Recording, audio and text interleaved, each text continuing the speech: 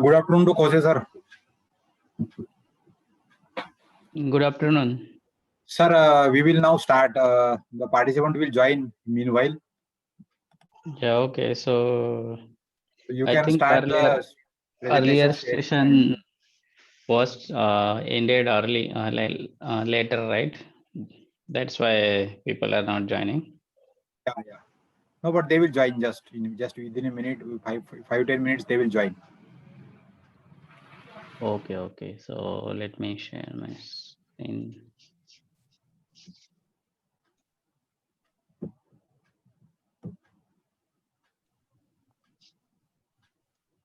So, dear participants, welcome again to this AICT sponsored short-term training program on computational intelligence in earthquake resistant design. Again, for this day 5, the session 4, Dr. Vijay Khose sir with us. And now he is going to deliver the next continuing session that is hands-on on ETAP software.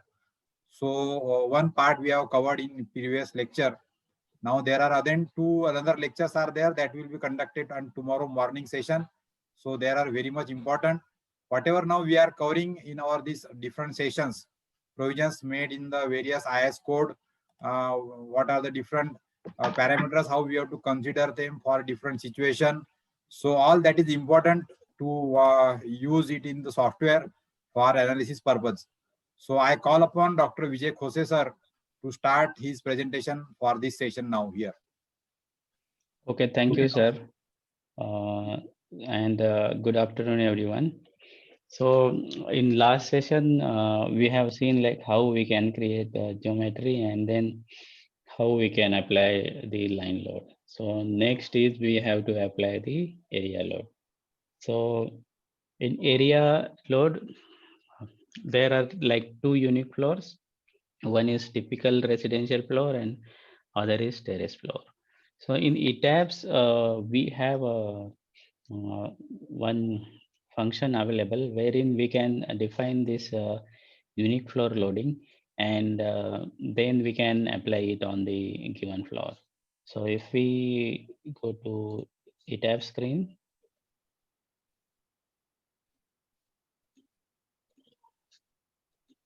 here you can, ETAB screen is visible? Yes, sir. So go to define, then shell uniform load sets. So add load set. So here I will say residential floor, and you can add SDL. So SDL was 1.5, and then we can add live, that was 2. So this is for residential floor, and then we can add new load set. So that is for roof. So in the roof, you will have SDL of 6 kilonewton per meter square and live load of 1.5 kilonewton per meter square. So now what we have to do, we have to select the floors in which we are going to apply this load. So just go to select. Sir, you have to increase the volume of your mic. Volume of mic, okay. Yeah, can you hear me now? Yes, Better? yes. Now it is audible better. Yeah, so then just switch up other elements and just switch on the floors. Now we are on story 5, that is terrace level. So here we can go to shell loads. In shell loads, uniform load sets. In uniform load sets, we have this roof. So click on apply. So this is applied for the roof level, terrace level. So here you can see in the loads, you can see the uniform set load is applied roof. Then again, we can go down and here we can select similar storage and we can select this.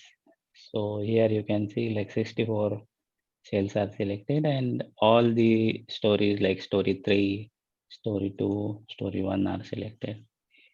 Then go to assign, shell loads, uniform load sets, and in residential, click residential and hit apply. So on this level, you can see this residential load is applied. The advantage of this is like if there is a load change in like future, so you need not to select everything and apply load. So here you can just go to define uniform load sets and here you can change these values. So automatically the loads will be changed on all levels. So this is the advantage you'll get. So other way, like you can select these shells and you can go and assign shell loads uniform and select the load case and put in the loads whatever you want to apply here. And then you can apply that load. So you can apply load by two methods, whichever is preferable to you. You can apply that. Okay, so loading application is done.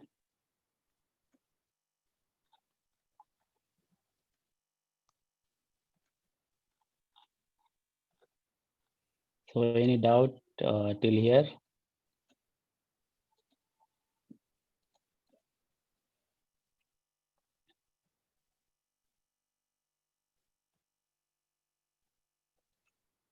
Okay, assuming there is no doubt. So we are done with the definition of all gravity loads. So the next is we have to run the model.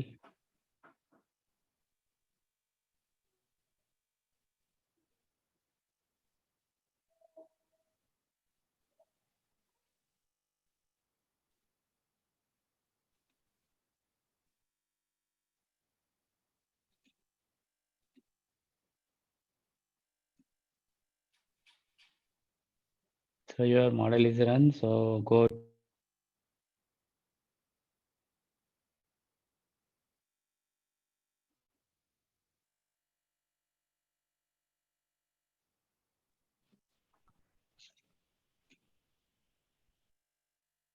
to display, show table, and in show table you can switch on the base reactions and you can select the all load cases.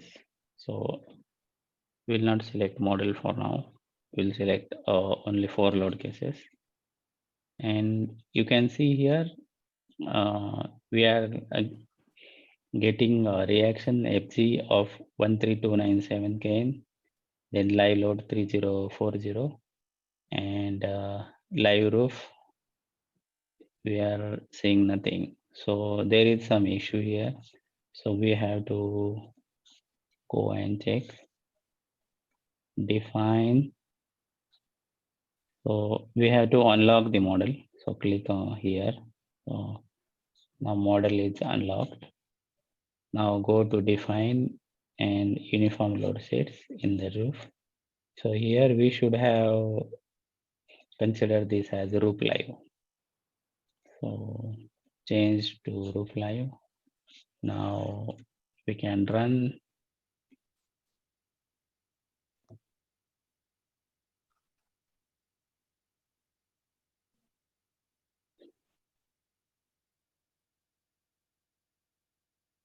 So go to display, show table, and required tables are already selected. Now you can see that we are seeing like roof live load also here. So that is 480. So our area is 15 by 20, sorry, 16 by 20.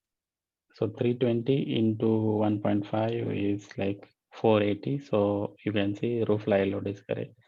Similarly, we have 320 into 4 into 2 is live load intensity. So that is 2560.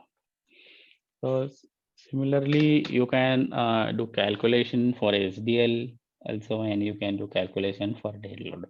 In dead load, the only self weight of the elements modeled here, and what elements we have modeled here, the shear walls, then columns, beams, and slabs. So that weight we can do hand calc, and we can compare here whether these loads are matching with the whatever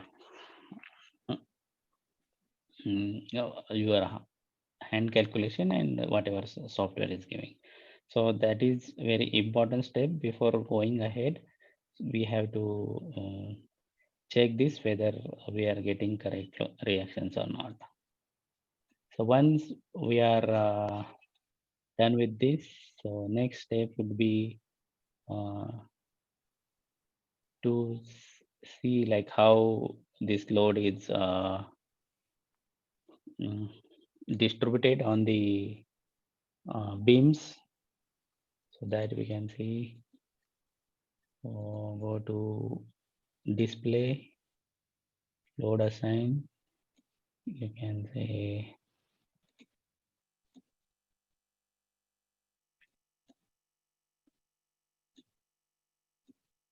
display load assign shell and say live load.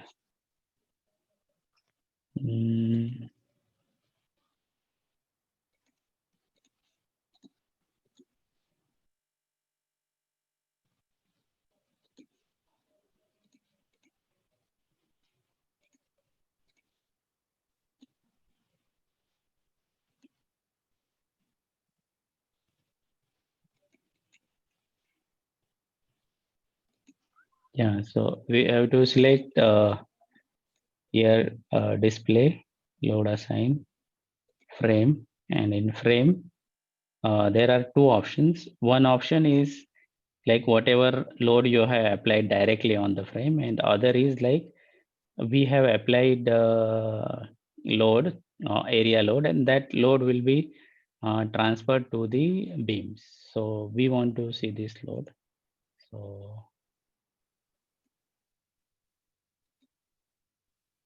So you can see this load is transferred to the elements, the beams, and you can do a quick calculation for that. So whether that applied load is correct or not. So if we see at the top,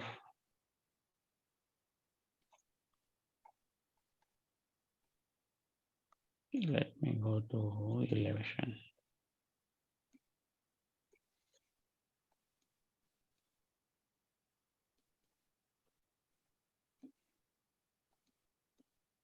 So here in the plan, we can see is top level. Oh, sorry, top level, and here we can go level. Can switch on all default.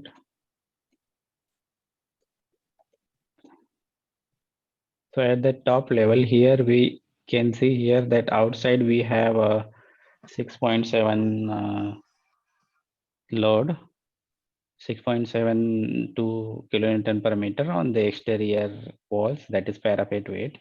And so inside we don't have anything. So we have only the slab load, so and the SDL and live load. So we are seeing only SDL. Now the size of this is like 5 meter by 4 meter. So if we do calculations for this, so it will be 2 meter. So 6 into 2 is 12. So this component here, if we do L line theory, so this will be a triangle. triangular loading on this beam and trapezoidal loading on this beam. Currently, we are seeing elevation 2. So elevation 2, we can see here. So there is a trapezoidal loading. So this is up to 2 meter. From 2 to 3 meter, there is a constant loading, and there is again linearly varying load up to the 5 meter. So this component, this triangular portion will be 2 meter from this face, and from this face also 2 meter. So 6 into 2 is 12, and 12 into 2 is 24. So 24 is our maximum loading here. So whatever load ETABS is applying, that is also correct. So we can proceed further.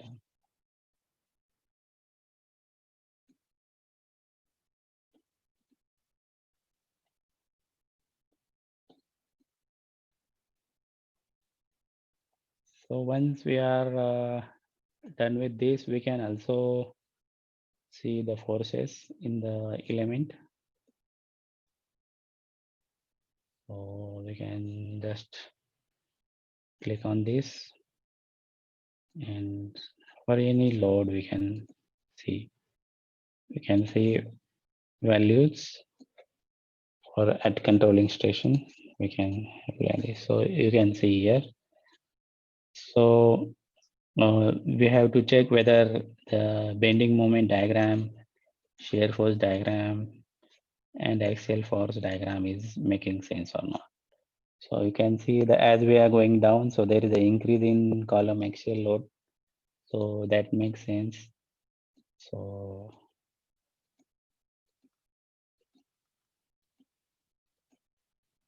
then again, you can see the shear force diagram for this. So since there is a trapezoidal loading on this, so there will be this variation is parabolic.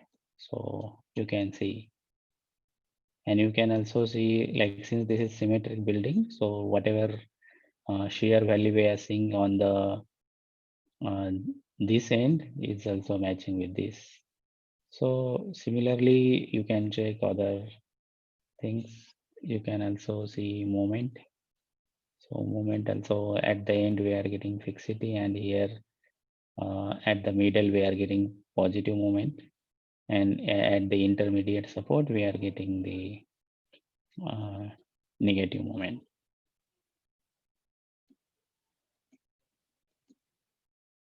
So whenever we are doing anything, we have to ensure that so whatever results we are getting, that is making sense. So that is very important. We should not simply rely on whatever computer is giving, whatever software is giving. So we should do some hand calcs, or based on our judgment, we should be able to figure out that, like, whatever results we are getting, that are correct or not.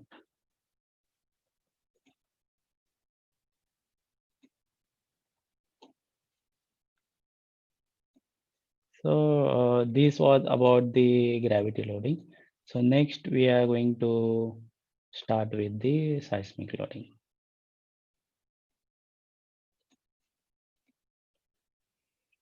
So in seismic loading, so we know you must have learned till now that seismic base shear is given by VB is equal to AH into W.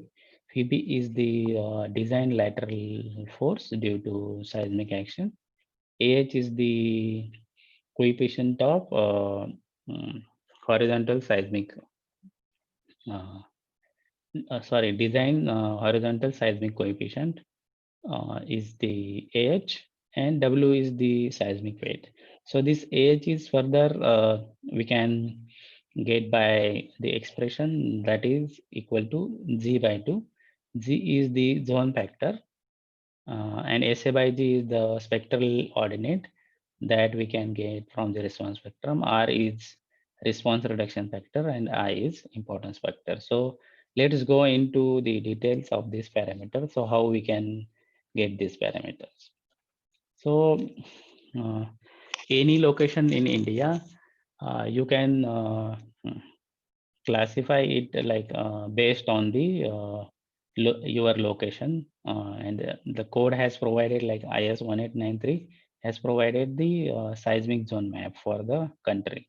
So depending on your location, you have to identify in which seismic zone you are falling into.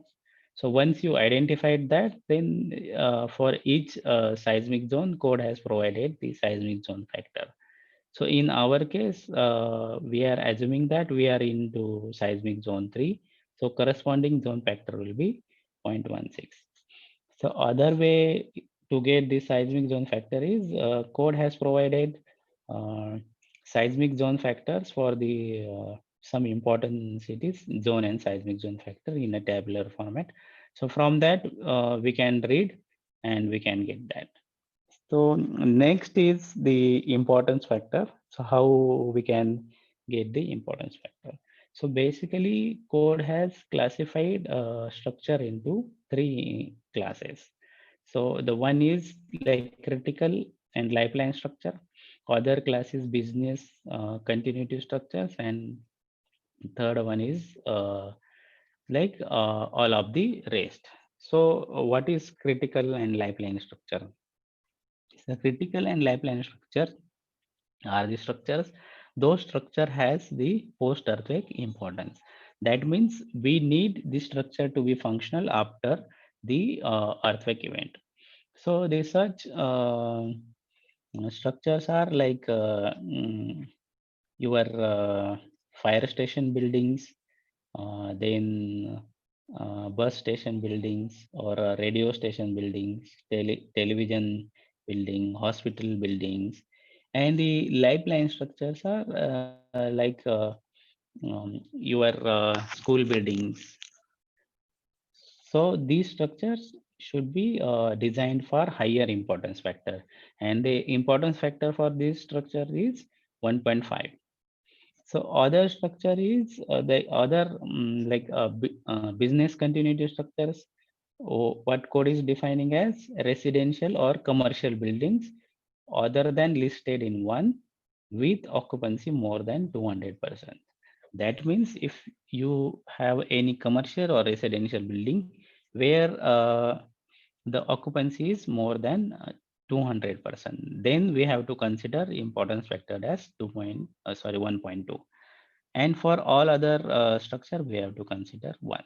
So regarding this second class of structure, where we are considering 1.2 as importance factor, the one thing we have to note, so the in given building, so if person living are more than 200 and not in the complex, let us say you have a big complex and we have like 10, 12 buildings. So these buildings are well separated and they are independent structures. So we should consider the occupancy of single structure and not the all the structure in that complex. So accordingly, we can classify our structure based on the importance, and appropriate importance factor we can consider. So in our building, our building is not falling into first two categories. So we are considering our importance factor as 1. So next one is the response reduction factor. So if you must be knowing that when structure are subjected to seismic loading, so they are subjected in, they are going into the non-linearity. And in non-linear analysis, we have to do a lot of work, and it is like iterative process. It is taking lot of time. So the code has found some way, so wherein we are considering this non-linearity using this response reduction factor. So if you see here, so let us say you are designing any structure. So, and if you want to design it for full earthquake load, so full seismic load, if you want to design, so, and that base here is, let us say, VU. And the other structure where you are not designing for the full earthquake load, so you are designing for certain load, let us say VY. and the after Vy, so it will yield after the design behavior, it will yield and it will go into non-linear mode. And then there will be a certain displacement where it will fall. Or, so, and this displacement is same for the elastic structure as well as the other structure wherein we are considering the non-linearity indirectly.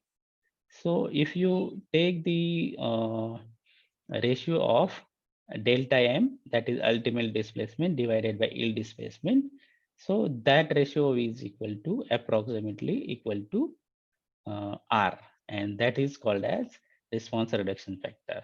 So what we are trying to consider using response reduction factor.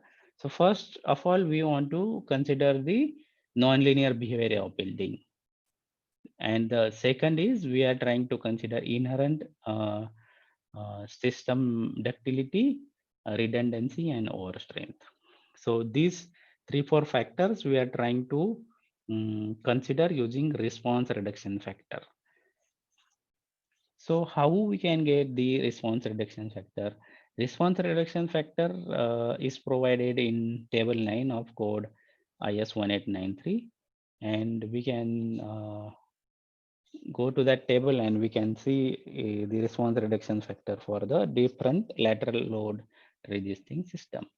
So since our building has shear walls and the column beam, so our system is like dual system.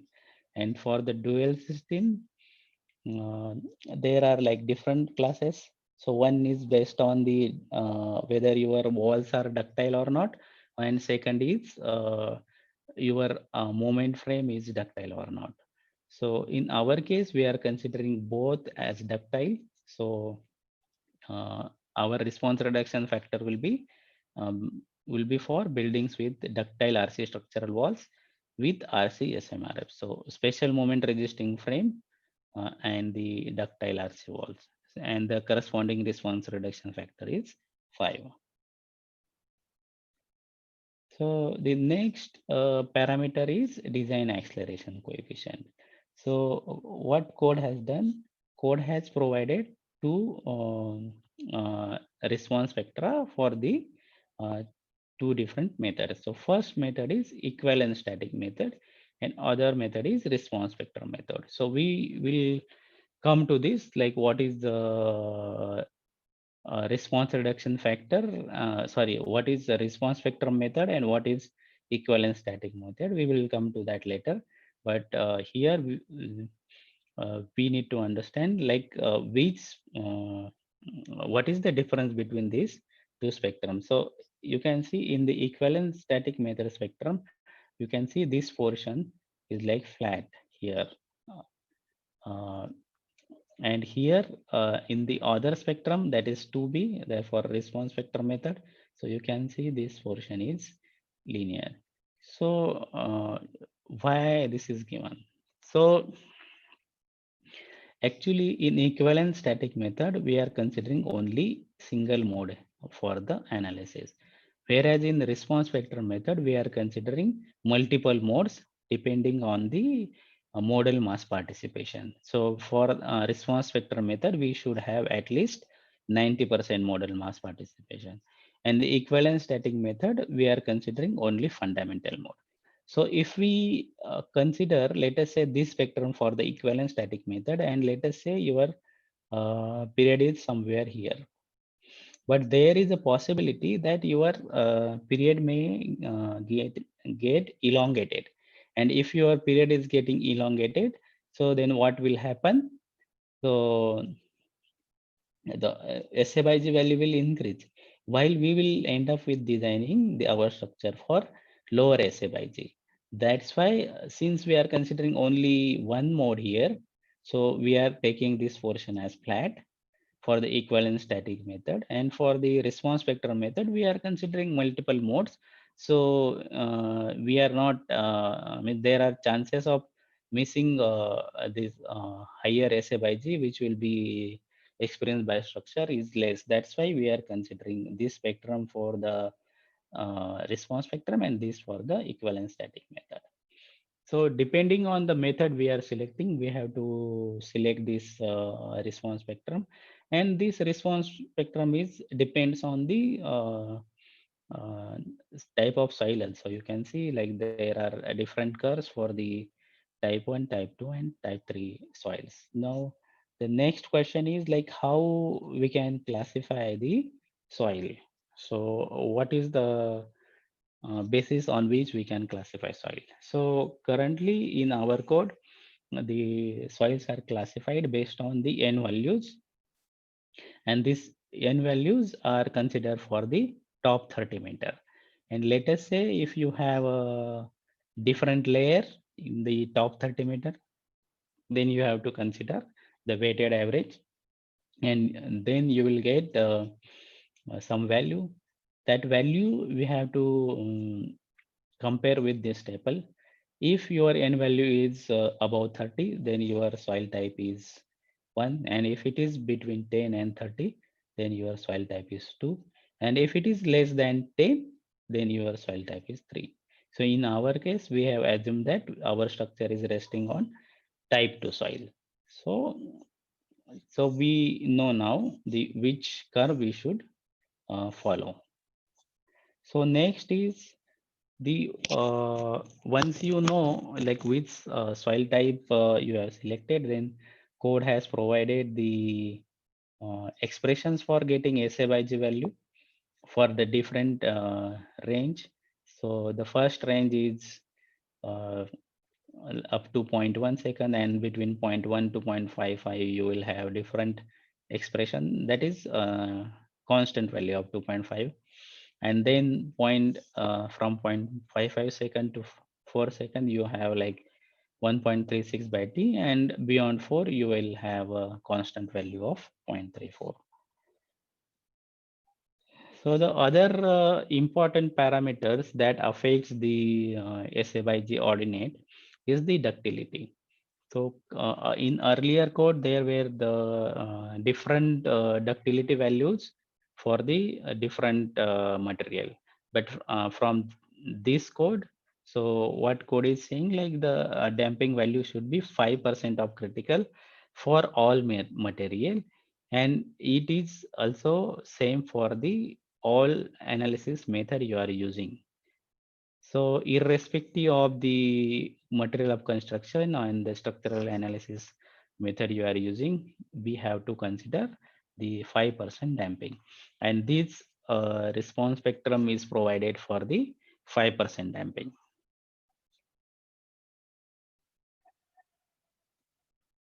So now we know like what spectrum we are going to define. So that we can define in ETABS now. So just go to ETABS,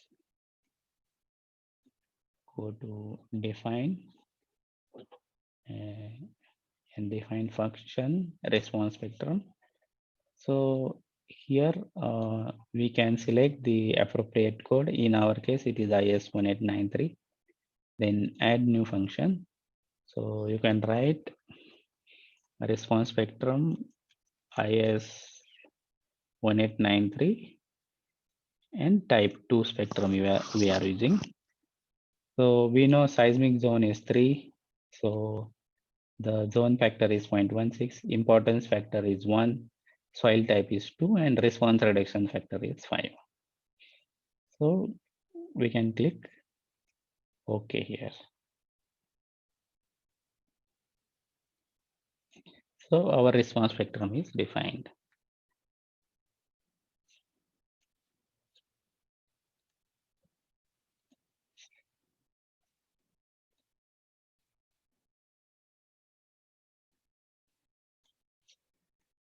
Now, if you see, the code has provided the response spectrum that is normalized response spectrum. So top, the maximum ordinate is 2.5.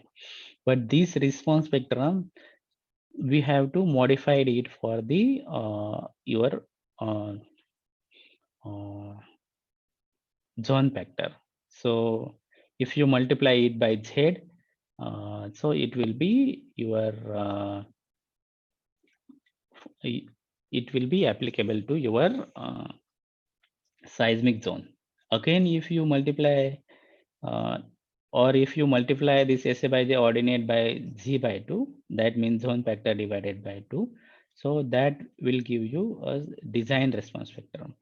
And if you this multiply that by I by R, then you will get your horizontal seismic design coefficient. So you see, so earlier it was this, then we multiplied by Z, then it comes like this, and then this, and the last one is from this we will get horizontal seismic design coefficient.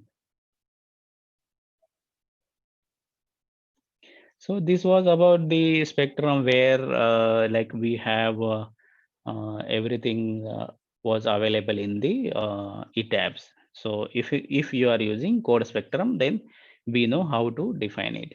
But what if like code also recommends like we can, if your structure is located in seismic zone 5, then we should do the site specific spectrum. So then how we can import this spectrum into ETABS? So that I will demonstrate.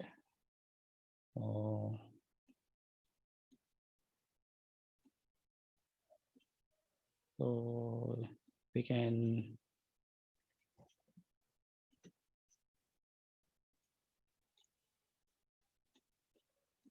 you can go to define, then functions response spectrum, and here you can say like from file, add new function, and here you have to choose the file.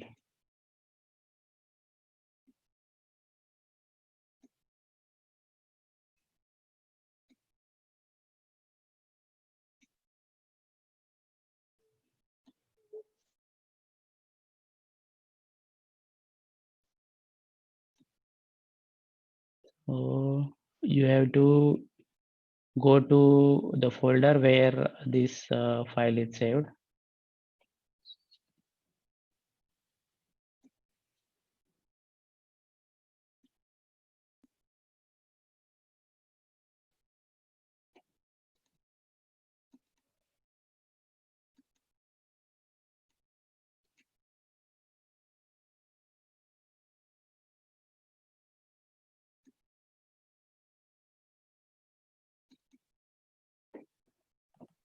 It will be in HTTP2.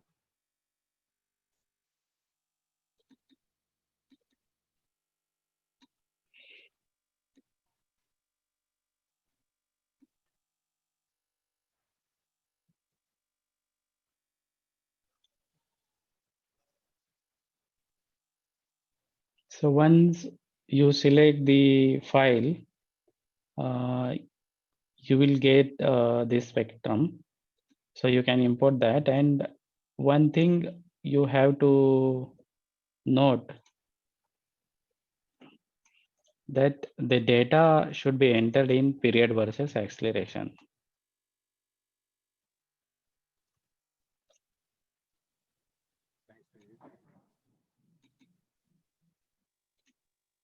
So you can see now this site spectrum, site specific spectrum is also defined.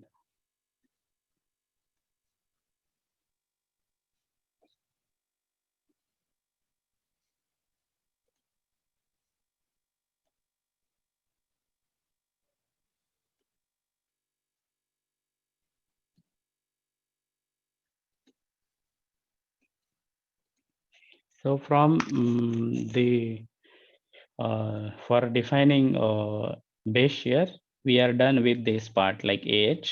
So we are left with the W component. So this how we can get this seismic weight. This seismic weight, we have to consider the full dead load plus appropriate amount of imposed load. And while computing seismic weight of each floor, the weight of columns and weight of walls in the story shall be appropriately proportional to floors above and floor below. So now in our structure, we have vertical elements as well as horizontal elements. So the vertical elements are columns and walls. So then these columns are between the two floors. So what we have to do, we have to transfer the 50% load to floor above and 50% load to floor below. So if there is anything that is in between the floor, so let us say some mass we have in between the floor that is not on the floor. So that we have to distribute on the floor above and below, depending on the based on the inverse proportion to its distance from the floor. So in our example, we have like 5 stories. This is story 1, 2, 3, 4, and 5 stories we have. So in the 5 story, what we are doing, see the weight of beam and slab is lumped at the floor level, and the 50% of the load from the uh, column is lumped at the floor above, and 50% is lumped at the floor below. So if we do this way, so for all the 5 story, we will have lump mass. The 50, you can see here, the 50% load is going below, and 50% load is going above.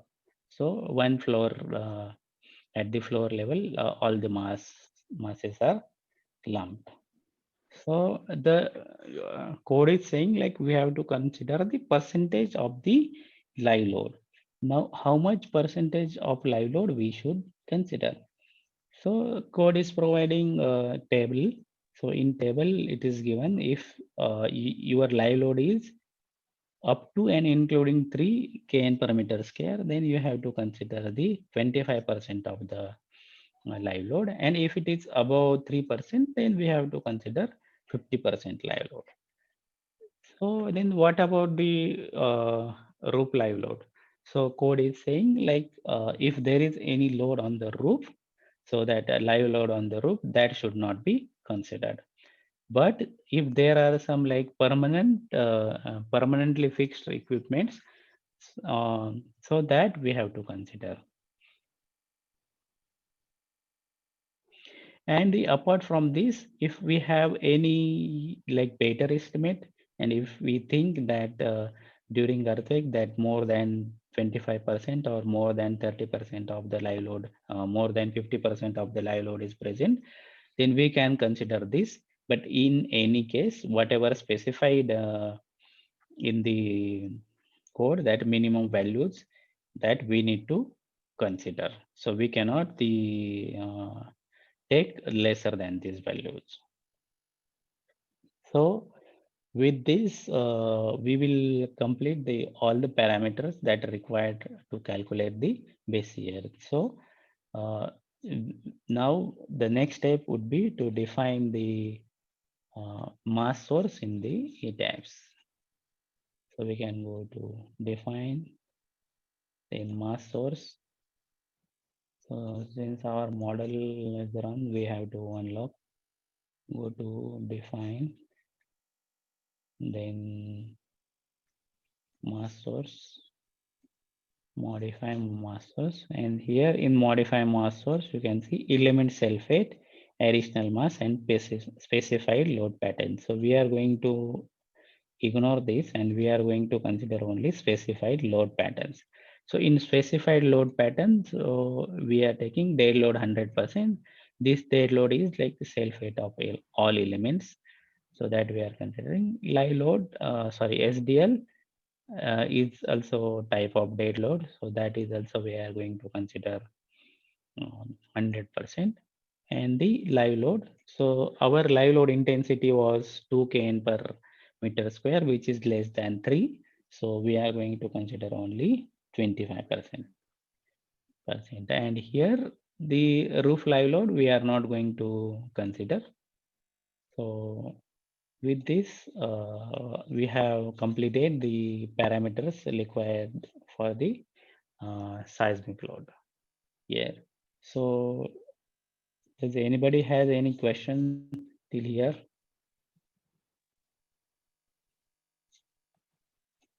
You can ask if you have any question. Yes, in the chat box, you can type either your question, whatever now up till now we have covered. Response spectrum. So it is repetition. I think it is Yeah. just So one short review. yeah. You can repeat. Yeah. So basically, you can define response spectrum in integers by two ways. So one way is like you can define based on the whatever is provided in the like whatever parameters are provided in the code. So based on that, we can define. Other is like the site specific Side response spectrum. spectrum. Site specific response spectrum. The first I will show how to define the code spectrum. So here what we have to do, we have to select the appropriate code. So in our case, it's IS1893. Then click on add new functions. So once you clicked on add new function, so you will get one form. So where we have to define the parameters. So these parameters are like zone factor. So depending on your requirement, you can select zone factor, you can input the importance factor, and you can input the response reduction factor. And if your damping is different, you can also consider editing this. So this is the simple way to Simple define the response spectrum for like I will say code response spectrum. So if you want to define the site specific response spectrum, then you go here and select from the file, and from file, then you click on add new function, and here you have to browse the that file. So where you have defined the site specific response spectrum. So in site specific response spectrum, what we have to do basically, we have to input data in the period in the first column and the SA by J values in the second column. That we have to put in a text file, and from text file we can import that, and these values will be given by the seismologist. So wherein they will be doing a site specific analysis and will be giving us a response spectrum similar to this.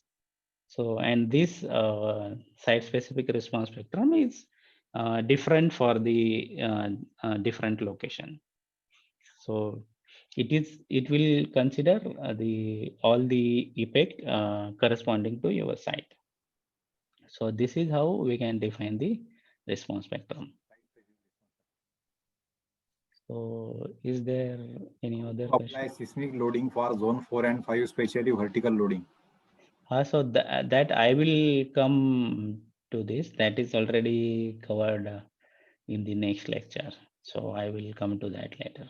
Tomorrow morning again there are 2 sessions are there. Mm. So there we'll cover all these things again. Yeah. So is there any other question apart from this? So just type in the chat box if any other query or any question you want to ask up till now what today we have covered. Now this session again we are continuing to tomorrow morning. There are 2 sessions on this ETAP. So there you will again get cleared most of the things that how we are analyzing the model in the ETAP. So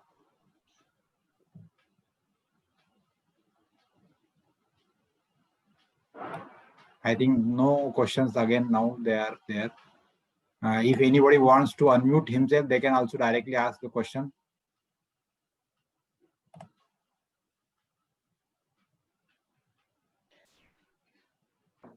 Okay, if there are no questions, then okay, Yes, now then one thing is that how about modeling infill walls? how about modeling infill walls? Okay, so that part I will try to explain in tomorrow's session. And the how to compare results with manual calculations. So that is one question. Other is lumped lateral mass at story level in the mass source of the depths. So, okay, I will take one by one.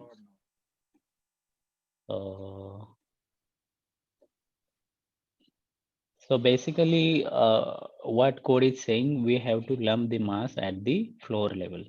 So slab and beam load is already at the floor level. So it is automatically lumped at the floor level. But your vertical elements like walls and the columns, so this load is in between the floor. So what code is asking us to do? So take the 50% load of the column or the walls to the level above and 50% to the level below. So same procedure is followed in the ETABS. So even if you do hand calculations, also you will, and we will be doing these hand calculations tomorrow. So how to like lump that mass to a story level. So that calculation we are going to do it tomorrow, so that you will get a better picture there. So what was next question? That's all I think. So how to compare results with manual calculation? So basically, what we have to do. So, okay, I will do one thing. I will show you like how we can compare this manually. So I will do one example.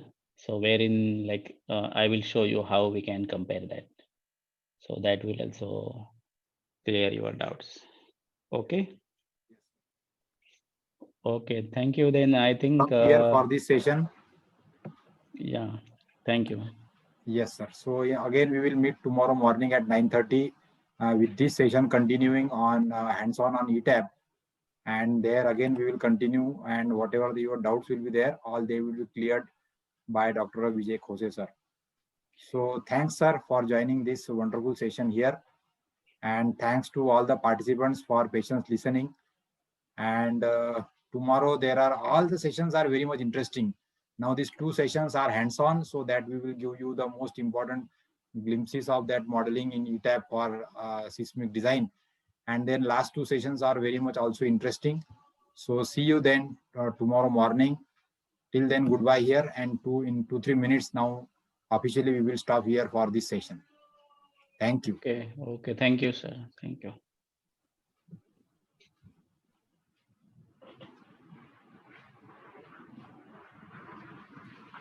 So any participants still not entered their mobile number for attendance purpose, they can drop in the chat box. And after yes, so contact details I will share, or I can just share now also. So I will just share the details of Dr. Vijay Khose here in the chat box. Please wait.